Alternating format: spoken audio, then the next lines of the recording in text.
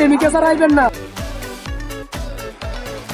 আজকে আমাদের যাওয়ার প্রোগ্রাম হচ্ছে নৌসন্দি নাগরাকান্দি। What's up everybody, it's me Nadim Malik. Welcome to my first vlog and আজকে vlog খুব ইন্টারেস্টিং বিকজ আজকে vlog আমরা যাচ্ছি নৌসন্দি। বেসিক্যালি আজকে আমরা চলে যাচ্ছিলাম নৌসন্দির দরবার শরীফের উদ্দেশ্যে। ওইখান থেকে আবার আমরা চলে যাব নৌসন্দির কিছু ভাইরাল জায়গা ঘুরে দেখতে। সকাল সকাল ঘুম থেকে উঠে গোসলটা সেরেই চলে আসি আমরা ঘাগটিয়া লঞ্চ ঘাট।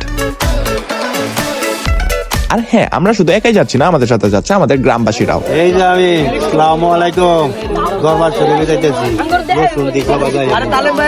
প্রতি বছর আমাদের গ্রাম থেকে একটা ট্রলার ছাড়া হয় নৌসন্দি যাওয়ার উদ্দেশ্যে। সবচেয়ে মজার বিষয় এটা যে প্রতি বছর এই ট্রলারটা ফ্রি করে দেওয়া হয় মানুষের সুবিধার্থে, যেন মানুষ ফ্রিতে নৌসন্দি যেতে পারে। তবে এখন অনেকের মনে প্রশ্ন জাগতে পারে কেনই বা নৌসন্দি যায় মানুষ। এটা নিয়ে সামনে কথা বলবো, এখন কিছু ফটোশুট করে নেব, কারণ অনেকদিন পরে আমরা গ্রামের সকলে একসাথে হয়েছি। এই সুন্দর মেমোরেবল ডেটাকে স্মৃতি করে রাখার জন্য হলো একটা ছবি দরকার। এমনি তো আমাদের গ্রামের সকলে সচরাচর একসাথে হয় না, বড় কোনো অনুষ্ঠান ছাড়া বা বড় কোনো আয়োজন ছাড়া। আর বাই দ্য ওয়ে, আমাদের সাথে কিন্তু কম বেশ গ্রামের অনেকগুলো মহিলাই যাচ্ছে, তবে তাদেরকে ক্যামেরাতে আনি নাই, কারণ হচ্ছে গ্রামের প্রাইভেসি মেনটেন করে রাখতে হয়। সেই জায়গায় আমরা একটা লং টাইম পরে একটা ব্রেক নিলাম এখানে নামাজ পড়ার জন্য।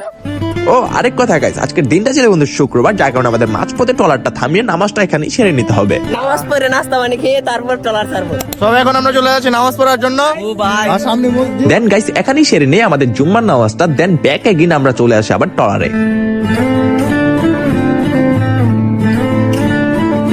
গাইজ নদীর এই অসম্ভব সুন্দর ভিউ উপভোগ করতে করতে চলে আসে আমরা নরসিংদী নাগরিকান্দি। নদীর এই অসম্ভব সুন্দর স্রোত মনের ভিতরে এক প্রকার শান্তি দিচ্ছিল। আকাশে প্রচন্ড পরিমাণে রোদ থাকলো, তার পাশাপাশি কিন্তু প্রচন্ড পরিমাণে বাতাসও ছিল। আর সবচেয়ে মজার বিষয় হলো আমাদের গ্রামের সকলে একসাথে থাকার কারণে আমরা রোদ নিয়ে বাবারই সময় পাই নাই। এদিকে গাইজ আমি শাহরুখ খান স্টাইলে পোজ দিয়ে কিছু ভিডিও শুট করছিলাম, অন্যদিকে আমরা দেখতে পাচ্ছিলাম গোল্ডেন স্টার পার্ক এন্ড সেই ভাইরাল কসমোস ফুলবাগান।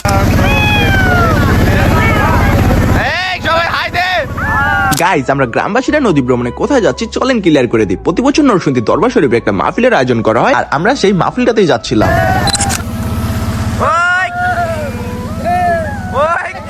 ট্রলারের দুষ্টামি ফাইজলামি করতে করতে জানি না কখন জানি চলে আসলাম আমরা নরসিংদী। ফাইনালি গাইস প্রায় 6 ঘন্টা জার্নি করার পর চলে আসলাম আমরা নরসিংদী। বাই দ্য ওয়ে, আমাদের ওইখান থেকে কিন্তু 5-6টা ট্রলার ছাড়া হয়েছিল। আর আমাদের ট্রলারে কিন্তু আমাদের গ্রামের ছোট বড় থেকে শুরু করে মুরব্বী থেকে শুরু করে সিনিয়র যত আছে যারাই ছোট বড় সবাই ছিলেন। গাইস এই জায়গায় এসে আমার একটা পুরনো স্মৃতির কথা মনে পড়ে গেল, যেটা কিনা 2021 সাল আমার এই জায়গায় একটা ব্লগ শুরু ছিল ঠিক এই জায়গায়।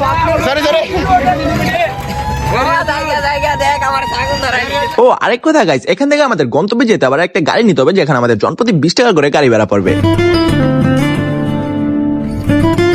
গাইস পুরোটা ভিডিও জুড়ে সবচেয়ে ইন্টারেস্টিং পার্ট ছিল এটা, আমার গাড়ি ভাড়াটা আমার কোনো এক মেপেন দিয়ে দেয়। যাই হোক, এতক্ষণ যাবত আমরা যে জায়গাটার কথা বলতেছিলাম এক্স্যাক্টলি এটাই সেই জায়গা। চলেন লোকেশনটা জেনে নেই। বাসাইল নরসিংদী সদর পেশোয়ারি দরবার শরীফ, যেখানে হাজার হাজার মানুষের খাওয়ানোর ব্যবস্থা করে। তবে আমাদের সাথে একটা দুর্ঘটনা ঘটে গেছে, যেটা কিনা হচ্ছে আমাদের এখানে আস্তে আস্তে লেট হয়ে যায়, প্রায় 3টা বেজে গিয়েছিল। আমরা ঢুকতেই শুনতে পাই খাবার নাকি অলরেডি শেষ হয়ে গেছে, তো আমাদের কিছুক্ষণ ওয়েট করতে হবে। তো আমাদের পেট মানতেছিল না, যার কারণে আমরা র্যান্ডমলি একটা ছোটখাটো রেস্টুরেন্ট থেকে টুকটাক কিছু খেয়ে নিই। তো আমাদের সাথে সাথে দেখতেছি আমাদের ছোট ভাই ব্রাদাররা একই রেস্টুরেন্টে খেতে আসছে। আজকে তারাও ঘুরতে বের হবে, তবে তারা তাদের মতো আর আমরা আমাদের মতো। দেখতে দেখতে আমাদের খাওয়া দাওয়া শেষ, দেন আমরা সোজা গাড়ি নিয়ে বের হয়ে পড়ি নরসিংদীর কিছু সুন্দর জায়গা ঘুরে দেখতে।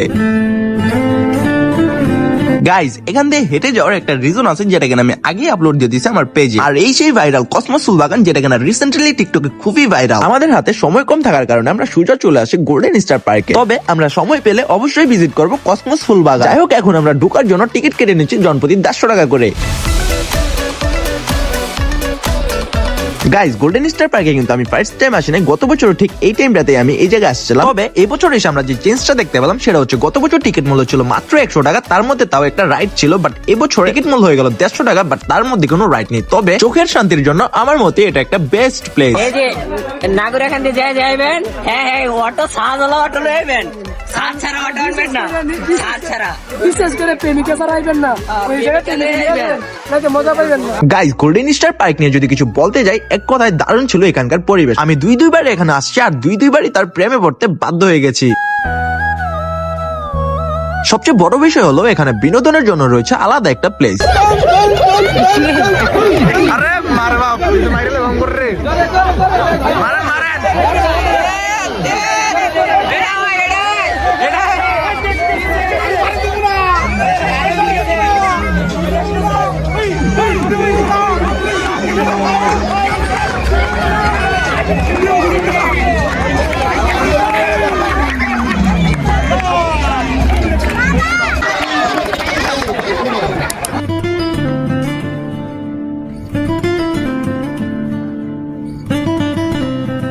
গাইজ এখানকার ভিউ দেখে মনেই চাচ্ছিল না এখান থেকে বের হয়ে যেতে, বাট কিছু করার নেই, আমাদের হাতে সময় কম থাকার কারণে আমাদের বের হয়ে পড়তে হবে এক্ষুনি। ইচ্ছা ছিল নরসিংদীর আরো কিছু সুন্দর জায়গা ভিজিট করার, বাট হাতে সময় কম থাকার কারণে আমরা কিছুই করতে পারিনি। তবে ইনশাল্লাহ আমরা সামনে আবার কোনো একদিন আসবো আর পুরো নরসিংদী ঘুরে দেখবো।